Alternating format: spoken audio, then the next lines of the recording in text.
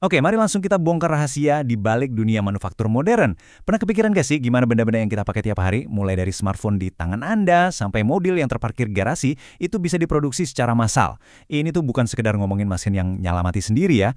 Kita lagi bahas sebuah ekosistem cerdas semacam arsitektur tak kasat mata yang ada di balik layar.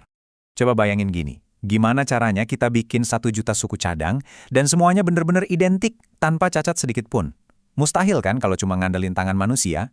Nah, jawaban dari masalah utama dunia teknik modern ini ada pada pergeseran besar. Dari yang awalnya pakai tenaga ahli manusia yang ya wajar kadang bikin salah, berubah jadi sistem otomatisasi yang diatur dengan presisi tingkat dewa. Di sesi kali ini, kita bakal kupas tuntas semuanya.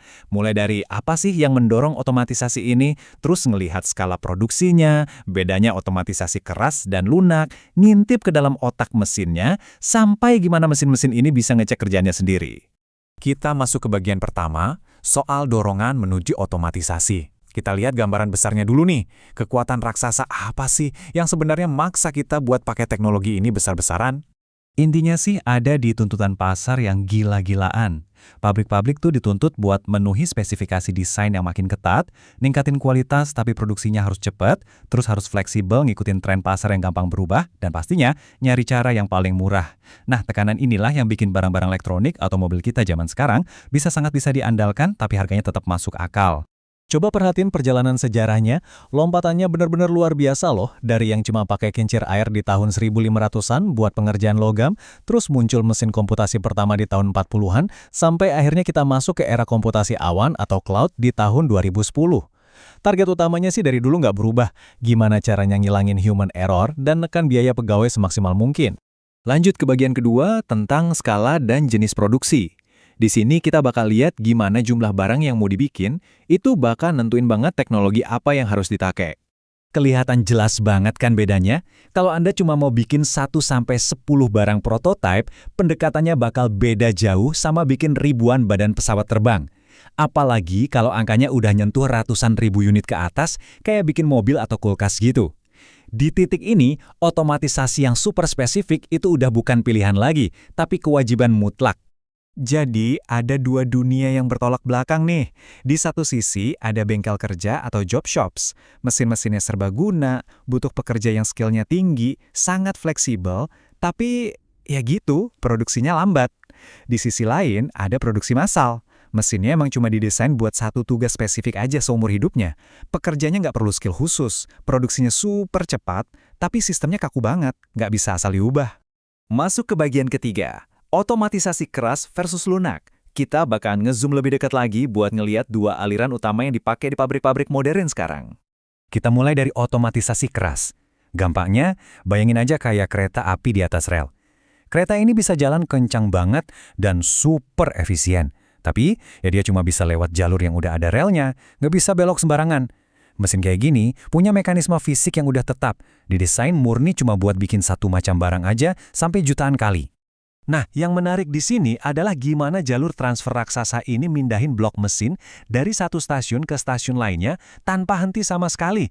Mulai dari proses penggilingan, pengemboran, sampai semuanya kelar. Sistem yang luar biasa masif dan kompleks ini didesain cuma buat satu tujuan, dan dia nggak bakal bisa dipakai buat bikin benda lain selain blok mesin itu. Kalau otomatisasi keras itu ibarat kereta api, nah otomatisasi lunak itu kayak mobil off-road, dia gampang adaptasi, dikontrol pakai komputer, dan gampang banget diprogram ulang. Misalnya besok tiba-tiba bentuk produknya ganti, Anda nggak perlu repot-repot bongkar seisi pabrik, tinggal masukin program software yang baru, dan mesinnya bakal langsung beradaptasi bikin bentuk baru yang rumit sekalipun. Praktis banget kan? Sekarang di bagian keempat, mari kita ngomongin soal otak mesinnya. Gimana ceritanya barisan kode di layar komputer bisa berubah jadi gerakan fisik yang kuat banget sampai bisa motong baja? Semuanya berawal dari sebuah revolusi bernama kendali numerik atau numerical control. Balik lagi ke tahun 1952, pas MIT bikin prototipe awalnya. Terobosan ini benar-benar jadi tonggak sejarah. Kenapa? Karena di momen inilah kita secara harfiah ngambil alih kendali manual dari tangan manusia dan nyerahin semuanya langsung ke instruksi kode digital. Prosesnya sendiri dibagi jadi 3 langkah simple. Pertama, mesin bakal baca atau ngelen data yang dimasukin ke memorinya. Kedua, unit kontrolnya bakal memproses deretan program tadi. Terus yang ketiga, nah disinilah letak keajaibannya. Data tadi diterjemahkan jadi sinyal perintah ke motor servo. Sinyal ini yang kemudian secara fisik ngegerakin alat pemotong dengan tingkat presisi yang luar biasa, sampai hitungan mikrometer. Di bagian kelima, sekaligus bagian terakhir kita, ada satu pertanyaan krusial. Gimana caranya mesin ini tahu kalau dia udah benar-benar ngejalanin instruksi yang dikasih dengan benar? Nah, disinilah bedanya sistem open loop dan closed loop. Sistem yang terbuka atau open loop itu ibarat Anda main basket tapi matanya ditutup. Anda lempar bolanya terus cuma bisa ngarep bolanya masuk. Mesinnya dikasih perintah dan kita cuma berharap dia gerak dengan benar. Tapi beda ceritanya sama sistem closed loop. Sistem ini pakai jaringan sensor canggih buat ngasih feedback langsung. Jadi dia bisa ngecek dan mengoreksi posisinya sendiri secara real time buat ngejamin akurasinya benar-benar mutlak. Nggak ada ruang buat meleset. Buat ngatur semua kerumitan sensor dan pergerakan di lantai pabrik, kita punya pahlawan yang sering gak kelihatan. Programmable Logic Controllers, atau sering disingkat PLC. Diperkenalkan tahun 68, buat gantiin sistem kabel yang ribet banget, PLC ini semacam otak tangguh di lingkungan industri. Dia ini kuat banget loh ngadepin panas, getaran, sama debu pabrik. Kerjanya, mantau tiap gerakan, urutan, dan umpan balik tanpa kenal capek. Dan sekarang, kita lagi masuk ke era yang makin gila lagi. Mesin CNC modern perlahan mulai ninggalin komputasi lokal dan nyambung langsung ke sistem cloud.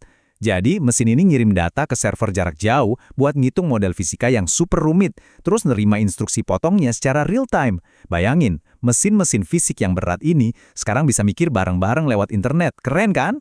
Tapi, ada tapinya nih. Lompatan teknologi ini bawa resiko keamanan siber yang gak main-main. Kalau mesin berat yang bikin barang-barang fisik di dunia nyata kita ini sekarang bergantung sama instruksi dari cloud di internet, ini bikin kita mikir keras di akhir. Siapa sih yang sebenarnya lagi megang kendali penuh atas dunia manufaktur global kita?